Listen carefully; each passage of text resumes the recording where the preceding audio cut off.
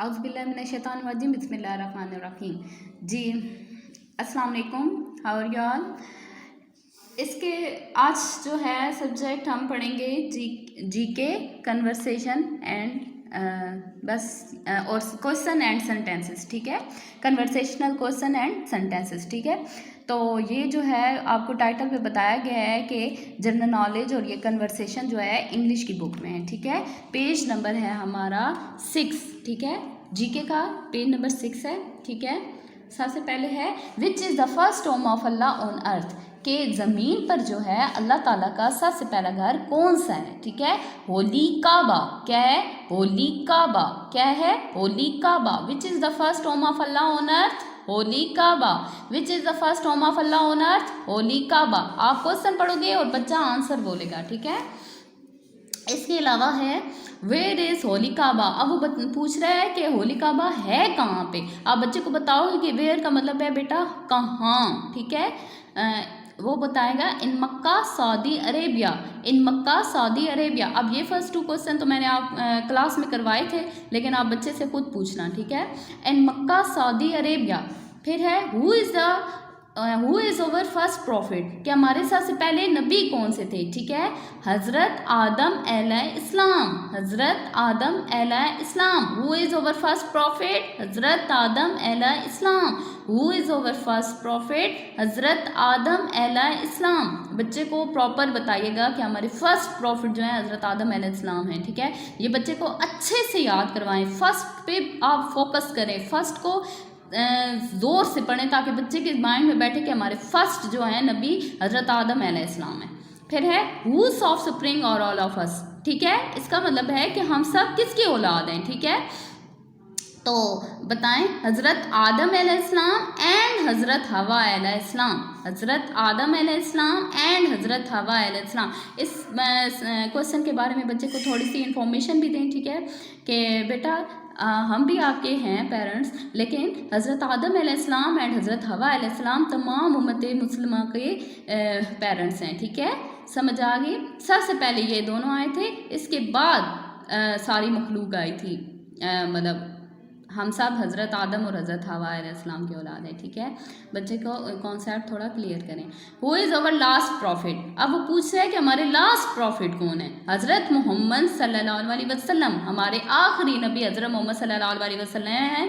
ख़त्म नबूवत इन पर ही ख़त्म होती है, इसके बाद ना कोई नबी आएगा और इनके बाद भी ना कोई आया है ना आएगा इंशाल्लाह क़यामत तक, ठीक है। ये बच्चे को बता दें कि हज़रत मोहम्मद सल्लल्लाहु अलैहि वसल्लम हमारे आखिरी नबी हैं, ठीक है। हमारे पहले नबी हज़रत आदम अलैहिस्सलाम हैं और हमारे आखिरी नबी हज़रत मोहम्मद सल्लल्लाहु अलैहि वसल्लम हैं, ठीक है।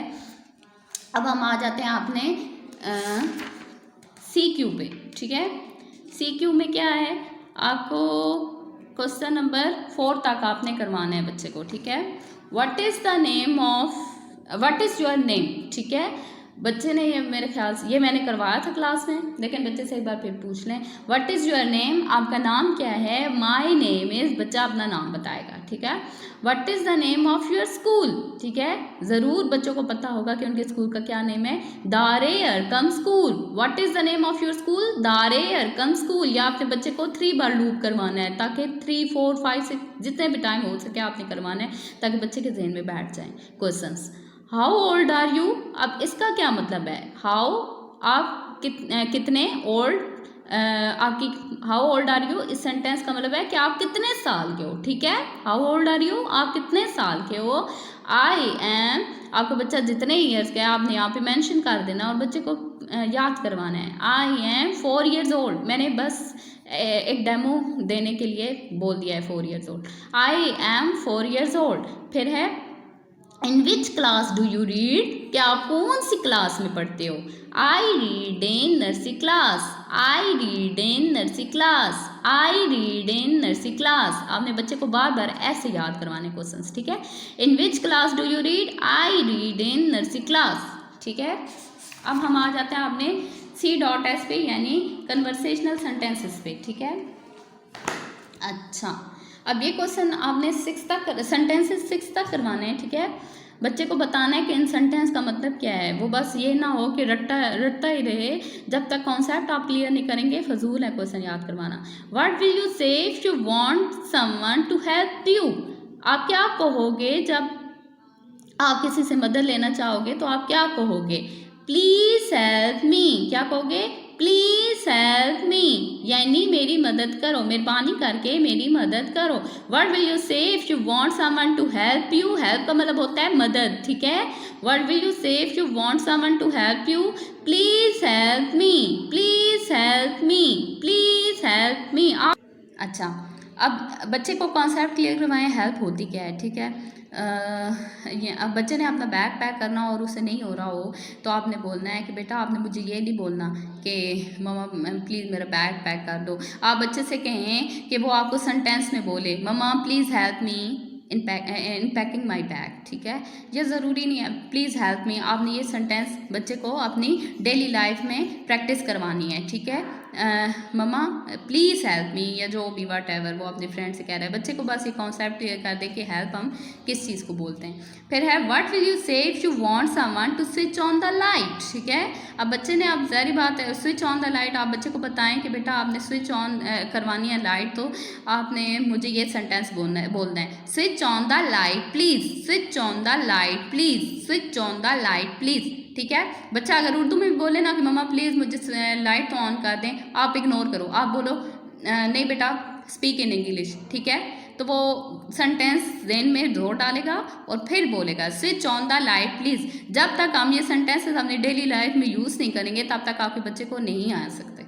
What will you say if you want someone to switch off the light? Again वो उस टाइप का क्वेश्चन आ गया, अब ऑन की जगह ऑफ आ गए तो बच्चे को बताएं जहाँ आपने ऑन लगाया वहाँ ऑफ लगा दें। Switch off the light please, switch off the light please. Next question है हमारा what do you say if you want someone to switch on the TV, ठीक है। ये तो बहुत इंपॉर्टेंट क्वेश्चन है, मतलब बच्चा ज़रूर कहता है कि मम्मा टीवी ऑन कर दें, ठीक है। आपने बच्चे को, अगर बच्चा उर्दू में बोले आप थोड़ा इग्नोर करें, ठीक है। आप बोलें कि नहीं बेटा इंग्लिश में बोलोगे तो तब मैं सुनूंगी, ठीक है। तो switch on the TV please, switch on the TV please. पहले बच्चे को याद करा दें, ठीक है। आपने ज़रूर पहले बच्चे को याद करवाने हैं सेंटेंसेस, फिर आपने उसको यूज़ करवाना है उसकी डेली लाइफ में, ठीक है। Switch on the TV please, switch on the TV please. What will you say if you want someone to switch off the TV? तो वो क्या बोलेगा? Switch off the TV please, switch off the TV please, switch off the TV please. फिर है what will you say if you want someone to get a sight, ठीक है। अब ये जो सेंटेंस है हम अपनी डेली लाइफ में, बच्चा ज़ाहिर बात है टीज़ हो जाता है कि भाई साइड पे हो ना, तो आपने क्या कहना है? आपने कहना है बेटा आपने आराम से तहम्मुल के साथ और विदाउट एनी एंगर, ठीक है। आपने क्या कहना है? Please get a side. क्या कहना है? प्लीज़ गेट अ साइड, कि प्लीज़ एक साइड पे हो जाओ, ठीक है। आपने क्या बोलना है? Please get a side. और बच्चे तो बहुत इंटरेस्टिंगली वो न्यू लैंग्वेज याद करते हैं, ठीक है। उनको बहुत शौक होता है नई नई इंग्लिश सीखने का। तो आपने बच्चे से कहना है बेटा ज़रूर, ये नहीं कि आप 3 महीने घर में छुट्टियां गुजारी हों और उर्दू ही बस वो बोल रहे हों या पंजाबी बोल रहे हों। आपने बच्चे से कहना है कि वो अपनी इंग्लिश, आप उसकी इंग्लिश वोकेबलरी पे जोर दें, ठीक है। वो इंग्लिश में आपसे ज़्यादातर बात करें, इस तरह तो उसकी भी इंग्लिश अच्छी हो जाएगी और आपकी भी इंग्लिश अच्छी हो जाएगी, ठीक है। तो आपने बच्चे से कहना है कि वो इंग्लिश में आपसे बात करे। तो अब ये देखें sentences, what will you say if you want someone to get a side? Please get a side, ठीक है। वो आपको क्या बोलेगा? प्लीज़ गेट अ साइड, ठीक है। अल्हम्दुलिल्लाह, अपना ख्याल रखिएगा।